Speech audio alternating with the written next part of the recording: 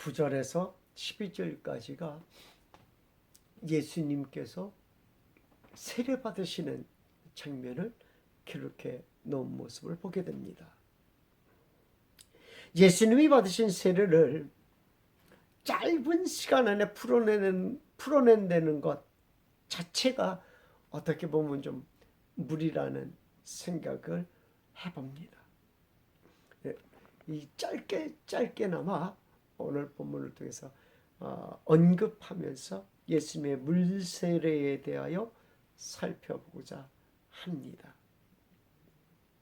세례 요한이 베푼 물세례는 어떤 의미가 담겨져 있을까요?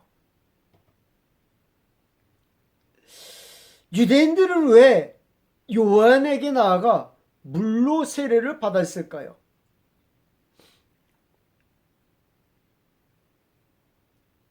요한이 요단강가에서 물로 세례를 주는 장면을 읽을 적마다 왜 그랬지?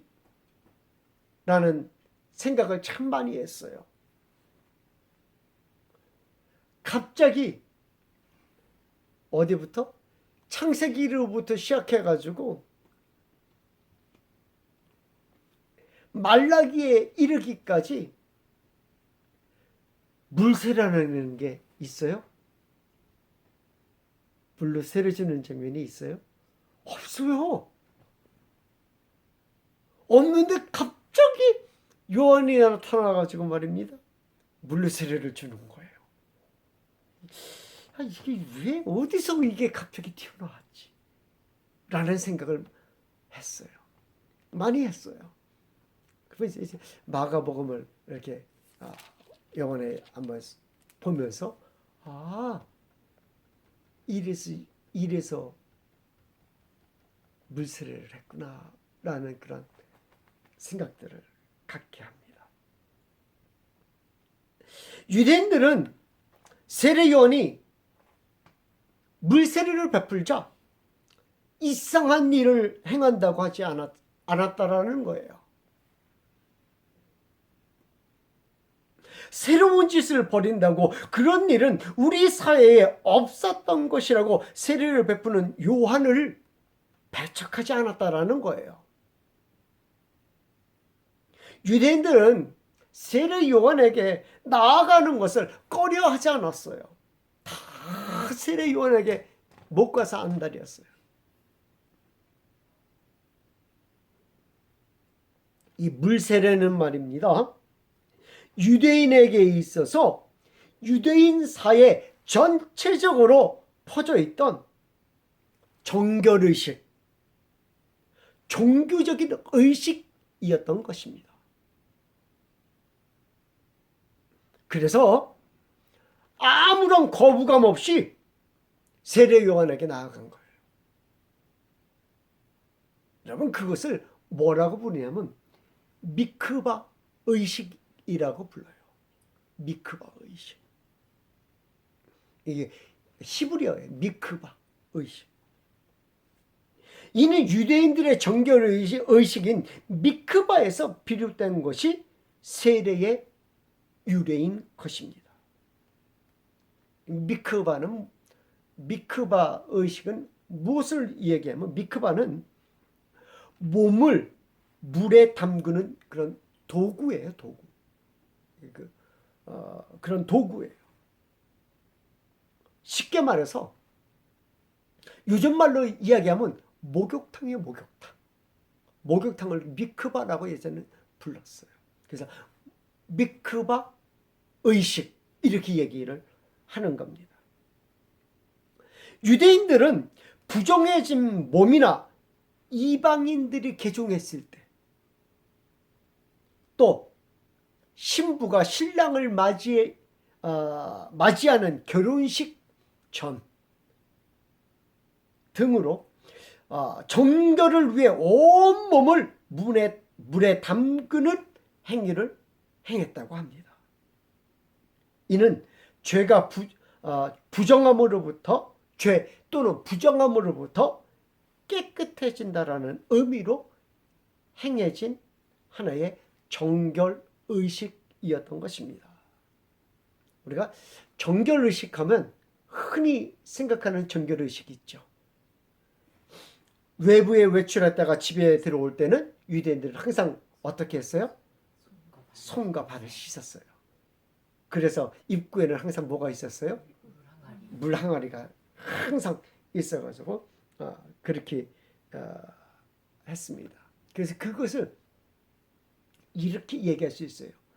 가벼운 정결의식이라고 본다면, 그렇게 행하는 것을 가벼운 정결의식이라고 본다면, 미크바에 몸을 담그는 행위는 더 큰 정결의식, 무거운 정결의식으로 이해를 하면 좋을 것 같습니다. 특히 말입니다. 대속죄일이 뭐예요? 1년에 한 번 이스라엘의 모든 죄를 위하여 대제사장이 어디 들어간 날이에요? 지성소에 들어간 날이잖아요. 그 전날은 모든 유대인들이 다 미크바에 참여하고 하나님 앞에 서는 거예요. 하나님 앞에 서는 거예요. 깨끗한 몸으로 하나님 앞에 서는, 정결의식을 행하고 하나님 앞에 서는 거예요. 그 몸을 담그는 그런 풍습이 있었다고 합니다. 이 전통을 이어받은 것이 세례 요한이었습니다. 세례 요한은 목욕탕, 즉 미크바에서 행해지던 세례를 어디로 끌고 나온 거예요? 요단강으로 끌고 나왔어요. 요단강에서 행했던 거예요. 그래서 당시에 유대인들이 아무런 꺼리낌 없이 요한의 세례를 받으러 요단강으로 나오게 된 것입니다. 우리는 그냥 세례라고 하면 어떤 세례를 이야기합니까? 물로 이렇게 해서 담가가지고 이렇게 세례 주는, 성부와 성자와 성령의 이름으로 내가 세례를 주노라, 이렇게 하잖아요. 이 미크바는 어떤 의미가 있어요?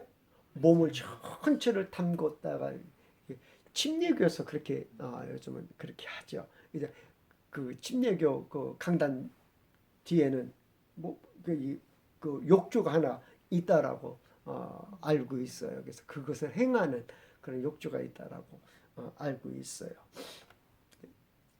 진짜는 모르겠어요. 있는지 없는지 안 가봐가지고 제가 안 가봐. 그냥 얘기만 들었어요. 그런 의미로. 근데 후에 이제 이게 그 세례가 그 변천하면서 그렇게 얘기하면 좀 말이 될는지는 몰라도 약식 세례로 이렇게 다 이렇게 바뀌는 그런 모습들을 보게 됩니다. 그도 그럴 것이, 물이 없는 곳에서는 어떻게 할 거야? 물이 없는 곳에서는 그냥 저기 가지고 물 세례를 대신할 수 있는 그런 모습으로 이렇게 점점 바뀌고, 그것도 그 침례라는 그런 언어보다는 세례라는 그런 언어가 더 이렇게 많이 쓰이는 것 같아요.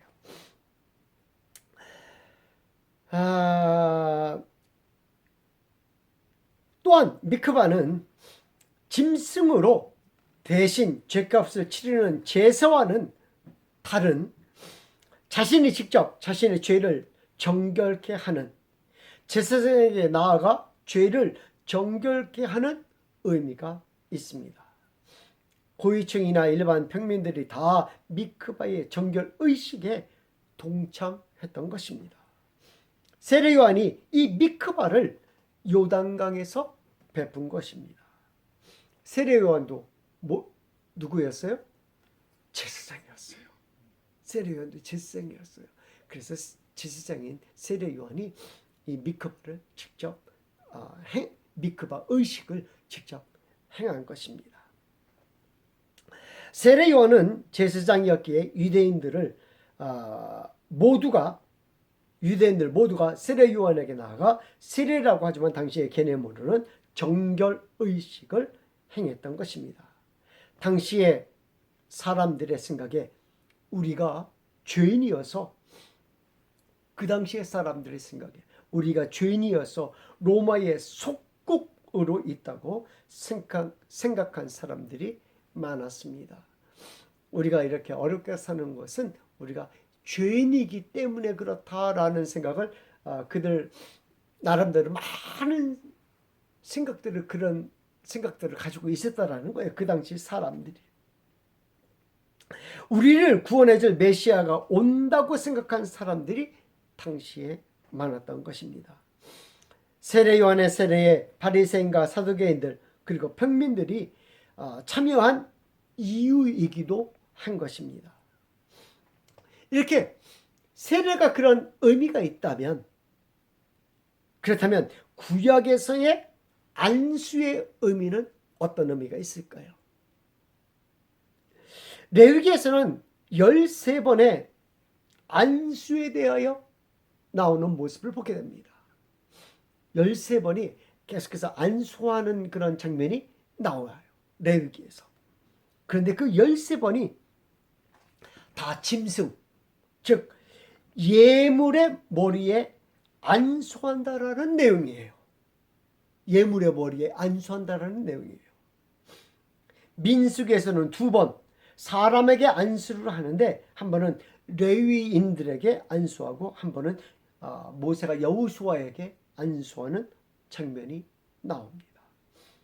이는 조금 후에 다루기로 하고, 먼저 짐승에게 안수하는 문제에 대해서 우리가 살펴보기를 원합니다.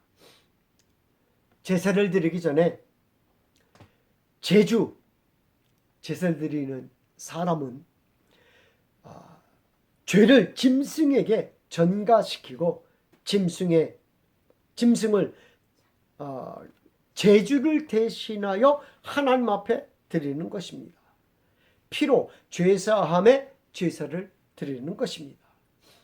이때 제주의 죄를 짐승에게 전가하는 절차가 아주 중요합니다. 물론 제주가 직접 짐승을 잡아 자신의 죄 때문에 짐승이 죽는 것을 느끼는 것도 중요하지만, 죄는 하나님의 형벌로 죽을 수밖에 없다는 것을 알게 되는 절차인 것입니다. 이 절차를 위하여 제주는 짐승을 제사장에게 끌고 옵니다. 짐승을 잡기 전에 제주는 짐승의 머리에 자신의 손을 얹습니다. 그 손을 얹는 의미는 그 죄를 뭐 시키는 거예요? 전가시키는 거예요. 나의 모든 죄가 이 짐승에게 갑니다 하는 의미로 짐승의 머리에 안수합니다. 그렇습니다. 예물의 머리에 안수하는 이는 인간의 제주의 죄를 전가하는 의미가 있는 것입니다. 제주의 죄 때문에 죽어야 하는데 짐승이 대신 죽어 그 피를 뿌린다는 의미는 죄를 인하여 내가 죽었음을 의미하는 것입니다. 그리고 제물을 다 번제로 드린다는 것은 하나님께 드린다는 의미가 되는 것입니다. 이렇듯 안수는 전가의 의미를 담고 있습니다. 예수님의 세례는 이러한 절차가 함께 어우러져 있다는 것을 우리는 생각해야 된다는 거예요. 이제 인간에게 안수를 한 두 번째 대해 생각해 보도록 하겠습니다. 다른 의미로 이를 인간에게 안수하는 그런 모습들은 다른 의미로는 기름 부음을 하다, 기름 부음을 받다 라는 표현으로 사용합니다. 레위인과 여호수아에게 안수하였다라는 것은 이들에게 기름을 부었다라는 것을 의미하는 것입니다. 어떤 의미가 있습니까? 사무엘이 누구를 찾아갑니까? 다윗을 찾아가요. 다윗을 찾아가 머리에 기름을 붓습니다. 이때 기름만 머리에 붓는 것이 아닙니다. 머리에 안수하고 기름을 붓는 것입니다. 종합해서 이런 의미가 됩니다. 왕뿐만 아니라 선지자, 제사장을 세울 때 기름을 붓고 안수한다라는 거예요. 하나님의 기름을 붓고 안수하는 것은 아무런 기름이나 붓는 것이 아니에요. 꼭 하나님의 기름을 부어요. 하나님의 기름을 부어. 다른 기름을 부으면 무효예요. 무효. 안 되는 거예요. 하나님의 기름을 꼭 붓는 거예요. 하나님의 기름을 붓고 안수하는 것은 하나님의 은혜를 전가하는, 전달하는 의미가 있는 것입니다. 그러므로 안수는 가벼이 보는 것이 아닙니다. 예수님은 세례 요한에게서 물세례를 받았습니다. 세례 요한의 세례는 어떤 의미가 있는 것입니까? 예수님에게 베푼 세례 요한의 세례는 어떤 의미가 있느냐라는 거예요. 요한의 물세례는 지금까지 살펴보듯이 죄 씻음, 정결의 세례, 죄 용서함을 받아야 하나님 앞에 나아갈 수 있다라는 것입니다. 세례 요한은 이 물세례에 대하여 이렇게 말해주고 있습니다. 요한복음 1장 31절에 나도 그를 알지 못하였으나 내가 와서 물로 세례를 베푸는 것은 그를 이스라엘에 나타내려 함이라. 물세례를 하는 것이 예수님을 나타내기 위해서 행한 것이다라고 이야기해주고 있습니다. 세례를 하지 않으면 그를 나타내지 못한다라는 거예요. 세례 요한이 자신의 물세례를 아주 중요하게 말하고 있습니다. 이를 통하여 주님이 나타난다라는 것입니다. 이를 통하여 주님의 세계가 시작된다라는 것을 주님의 길을 예비하는 기름을 말해주고 있는 것입니다. 세례 요한이 예수님에게 세례를 베푼 것은 위에서 언급한 안수와 정결 의식을 두 가지를 함께 포함하고 있다라는 생각을 해봅니다. 예수님은 요한에게 나와 세례를 받았습니다. 이는 정결 의식의 하나라고 말해 왔습니다.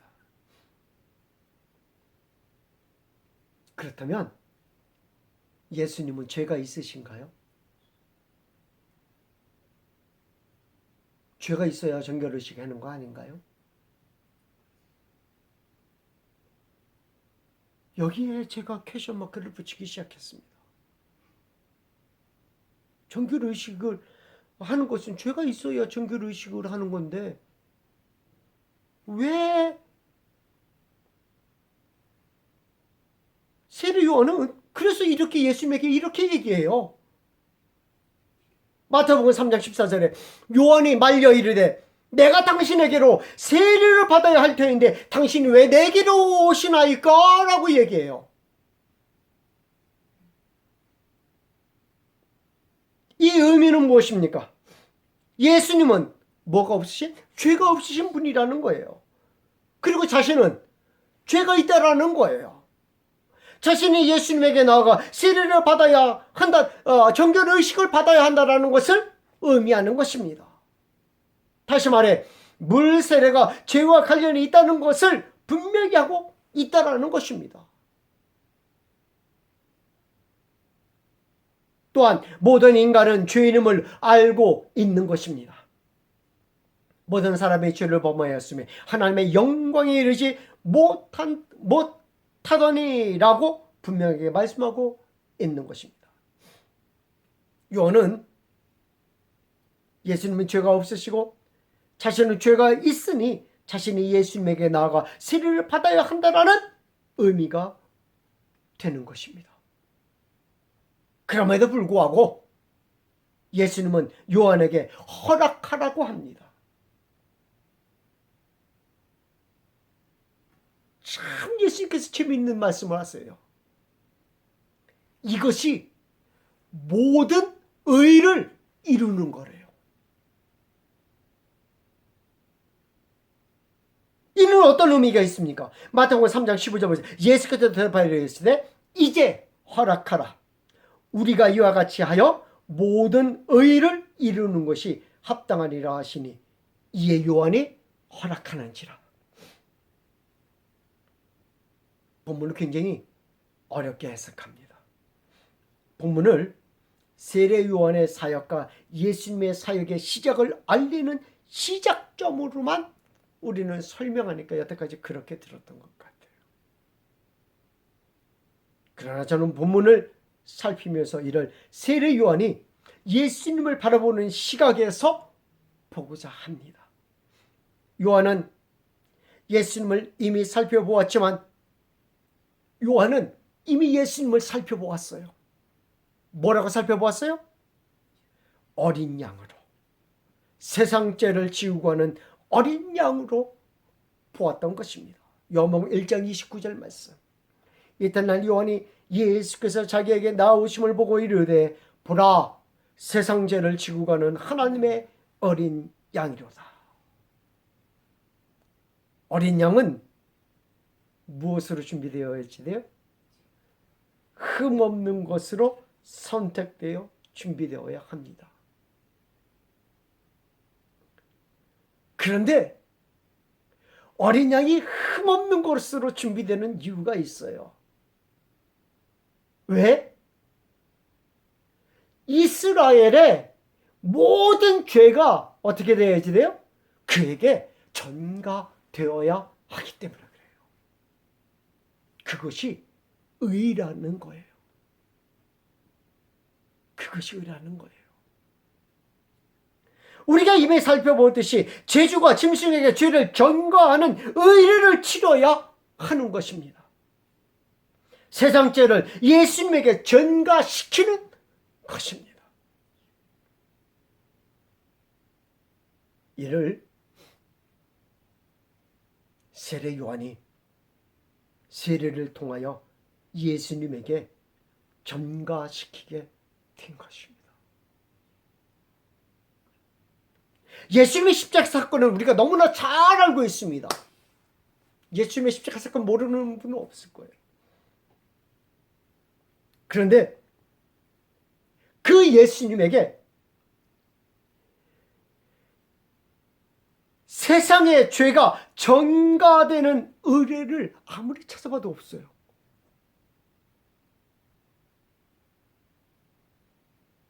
빌라도가 죄가 없으신 예수님에게 죄를 덮어 씌우는 장면으로 우리는 그것을 뭐 하려고 그래요? 대체하려고 합니다.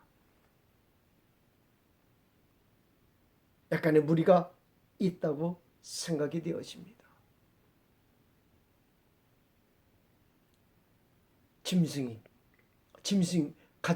가져온 짐승에게 누가 안수해야지 돼요? 제사장이 안수해가지고 말입니다. 이스라엘 죄를 다 전가시켜야 되는데 그 장면이 없는 거예요. 예수님의 십자가 장면에서 그 장면이 없어요. 오히려 그 장면에서는 어떻게 해요? 예수님을 잡아 죽이려고만, 십자가에 매달아 죽이려고만 혈안이 되어 있는 당시의 대제사장들의 모습만 보여주고 있습니다.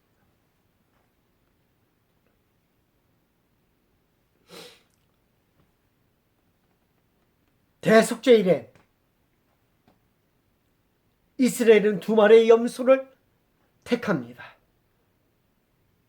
한 마리는 누구에게? 하나님에게 드리고, 한 마리는 아사셀 염소가 되게 합니다.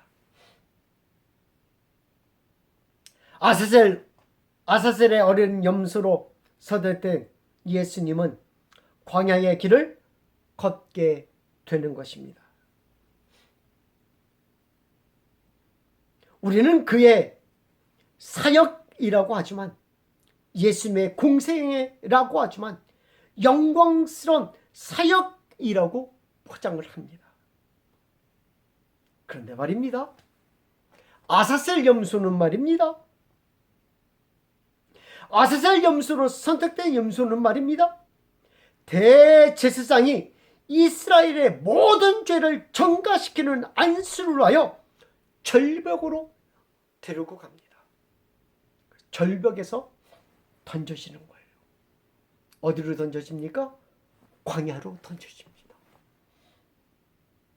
유대 광야로 던져지는 거예요. 그 아사셀 염소는요. 근데 절벽에서 던졌으니까 그 염소가 말짱할까요? 아니에요. 다리도 철룩하고요. 삐까삐까해요. 그래도 아직 숨이 붙어 있어요. 근데 어디로 못 들어와요? 절벽을 기어오지 못해요. 그럼 그 아사셀 염소는 어디로 가요? 광야로. 광야로 가는 거예요.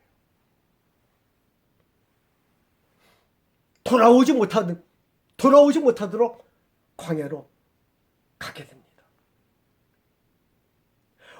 광야에서 온갖 고생을 다하고 짐승에게 먹히거나 먹을 것을 찾아다내가 지쳐 죽게 만듭니다. 광야에서 죽임을 당하게 합니다. 광야에서 죽임을 당한 염소를 보고 그것을 지켜보던 사람이 예루살렘으로 신호를 보내기 시작합니다.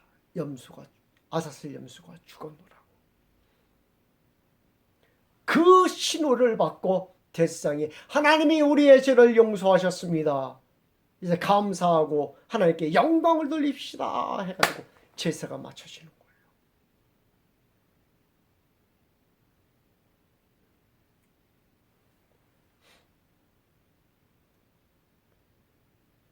예수님은 물세례를 통하여 세상죄를 지고 가는 어린 양으로 아사셀의 염소로서의 길을 걷게 되는 것입니다. 인간의 모든 죄가 그에게 전가되어 다음 주에 얘기하겠지만 어디로? 세례를 받은 후에 그는 광야로 들어갑니다. 다른 본문에서는 그 광야에 들어가는 그 길을 뭐라고 얘기합니까?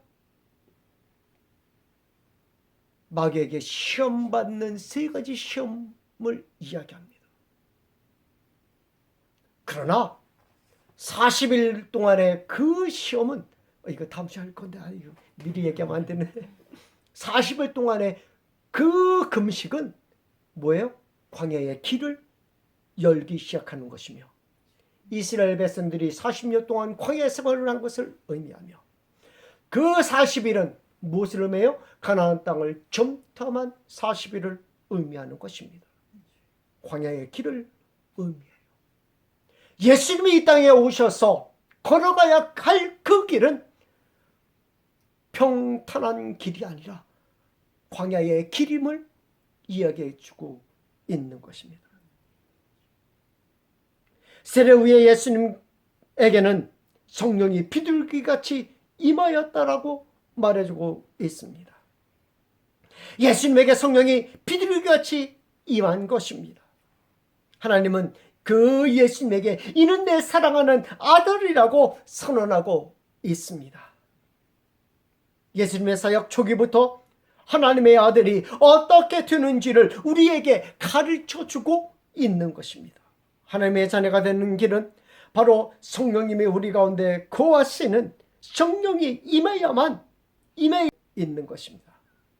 예수님이 아니라면 성령이 임하시지 않고서는 예수님을 통하여 성령이 임하면 하나님의 아들이 된다는 것을 예수님의 사역 초기부터 우리에게 가르쳐주고 있는 것입니다. 또한 예수님의 사역 초기부터 예수님이 하실 사역이 무엇인지를 우리에게 가르쳐주고 있는 것입니다. 예수님이 가실 길은 광야의 길이라는 것을 말씀해주고 있는 것입니다. 우리가 살 길은 광야의 길을 가신 골고다 언덕길을 가신 그 예수님의 뒤를 쫓아가는 길이라는 것을 우리에게 말씀해주고 있는 것입니다. 그 길을 놓치지 말고 주님을 따라가는 귀한 역사가 여러분의 신앙생활 가운데 있기를 주님의 이름으로 축원을 드립니다. 기도하겠습니다.